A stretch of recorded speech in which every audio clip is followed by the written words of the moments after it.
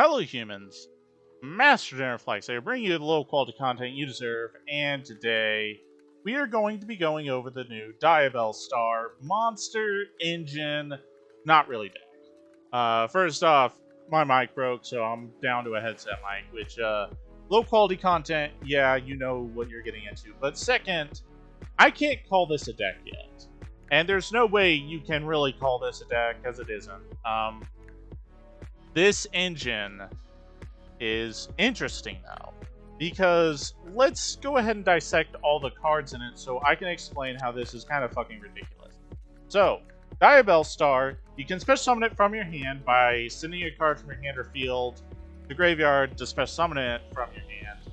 You can only do it once that way, but when it's normal or special summoned, you can set a Tainted Treasure spell or trap directly from your deck. And now we got that out of the way, as the only monster currently in this archetype, we can explain why this is going to go crazy here. So, the first one we need to mention is the Rhoda, the Tainted Treasure Hunter Fiend, or whatever it'll be named. You add one of these monsters from your deck to your hand, and because it's a quick play, dodge, troll, teehee, then, during your main phase, you can banish this card from your graveyard, then target one of your Tainted Treasure spell or traps that's banished during your graveyard, so any of the other two. Put them on the bottom of your deck and then draw one card. I can tell you right now, that's probably the most powerful part about this card. Sure, it's Rhoda, but that effect will explain why this engine kind of gets nuts.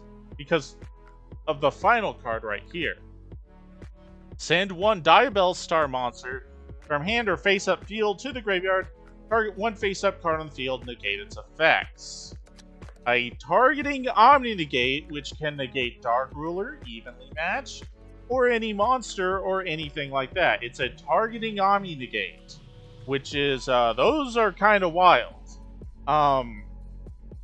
And this is why I think this engine is very powerful.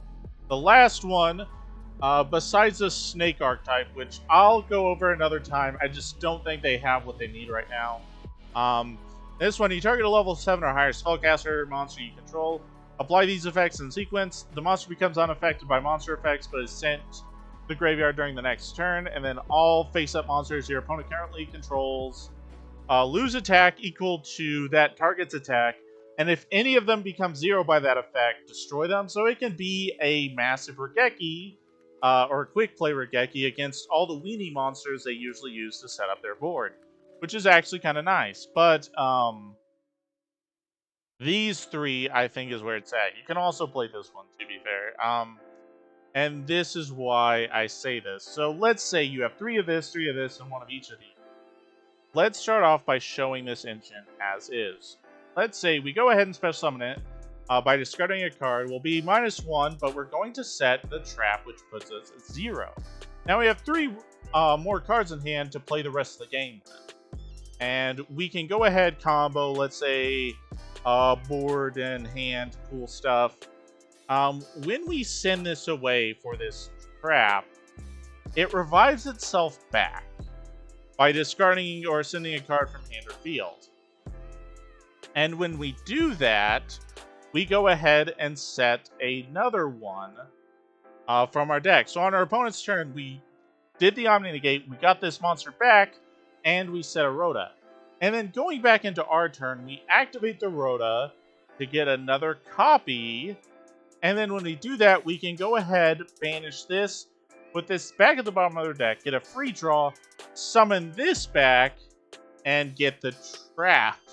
So, as you can see, this engine will continue to sustain itself. Because this keeps applying and this keeps happening. Because this doesn't just add from deck, it also adds from graveyard, which means you can literally use all 3 of them. So basically, you get to constantly cycle this Omni-Negate every single turn with like a big beater, level 7 extender, every single time you do so. Meaning, if your opponent doesn't deal with this immediate interaction immediately, they're going to be dealing with it every single turn for the rest of the duel. And that's, like, really powerful when you consider this is a completely isolated engine. However, I do not think this goes perfectly well in just every other combo deck. I actually think this is a piss poor combo enabler, just because like these cards don't really benefit most combo strategy. The only one I can think of off the top of my head is Branded, but that's not really much of a combo deck per se.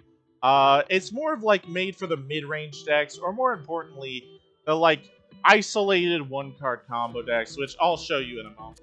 But like, while you could play this in Pendulum Magicians because it's searchable with Time Star, Arima can search this, so Lara has yet another card, boss monster better than Diablos. Like, there's plenty of decks that can use this. Like, spellbooks can actually use, I think it's Temperance, to just summon this out of the deck whenever. Like, there's plenty of ways to use this card, but I think it's more made for these mid-range or even isolated one-card combo decks like Evil Eye, etc., Invoked. I'm going to give a demonstration why. Now, time for the demonstration. We will go ahead and we will start with Cyber Sketch. Again, this is not the deck you need to play, but this is an example of how you need to play with this kind of card in mind. And these kinds of decks, these kinds of engines, I call them isolated one-card combos. They don't synergize with anything else, but they don't anti-synergize with anything else. So, like, it's similar to Invoked. It doesn't really benefit any deck you put it in, but a lot of the time it doesn't hurt it. It's kind of like those. So, for an example, Cyber Skagit, link it away into Disciple, the token. We will link away into Devotee, the token that Cyber Skagit spawns. We will go ahead, tribute this, cycle one of the random cards in our hand, get 2 tokens, then turn the 2 tokens into IP. And now we can go ahead and toss a random card in our hand to go ahead and summon Daibellstarr. And we will set the trap. And then we can finally go Nadir's Servant. We will dump Lulu Lilith. And we will get Ecclesia. It'll summon itself because we control extra deck monsters to get punishment. Then we will set the punishment, and in phase, Lulu will go ahead and summon Blazing Cartesia. Now, I wanted to show off this weird, whatever this is first, to demonstrate like how really effective this card can be, even more than the way the cards read. Because on our opponent's turn, let's look at what we have access to. This trap, while it is powerful, it sends away this monster. But the thing about this monster is because it revives itself back on your opponent's turn to set the follow-up itself, you can actually use this before you use the trap. As an example, let's go IP on our opponent's turn. We will link these 3 away into Apollosa. This can revive itself back, and when we do that, we can go ahead and set the Rhoda to get another copy and cycle back the trap, what I showed you earlier. So that's really powerful. But let's say we didn't do that. Let's say instead we link away this for Apollosa, and instead we use Cartesia, which is an example of why this could be pretty good in Branded. We will fuse these 2 away into Gunga Gunga, and Chainlink 1 will be Gungugu, and Chainlink 2 will be Daibellstarr. Daibellstarr will send this away, and the reason we can send this away without any threat is because this works in the graveyard, and it's only on-field effect triggers on summon, so that's already been done. It has no other purpose on field, and you're trading 25 for 25, so it's not like you're losing out on anything. And then we will dump Malong, and if you want to know what Malong is, anyways, so this will be in our graveyard to turn into a Despia whenever we want it to be that, so we can just do that. So we'll have access to this. We still have the trap online. We have the follow-up, so if we need to use the trap, we're good to go. We have Apollosa, we have Friskinian, and we still have the punishment online. And during the end phase, we'll get back Blazing Cartesia, and on our draw phase, we'll go ahead and get another copy of this, cycle back the trap to get another draw, including what was already with our draw phase, and then we'll put the trap back, so we'll have 3 random cards in hand instead of 1. This is powerful. I'm not gonna lie, this is actually just genuinely crazy powerful. Yeah, this is what I mean by I think it's better off in isolated engine decks or just like mid-range decks.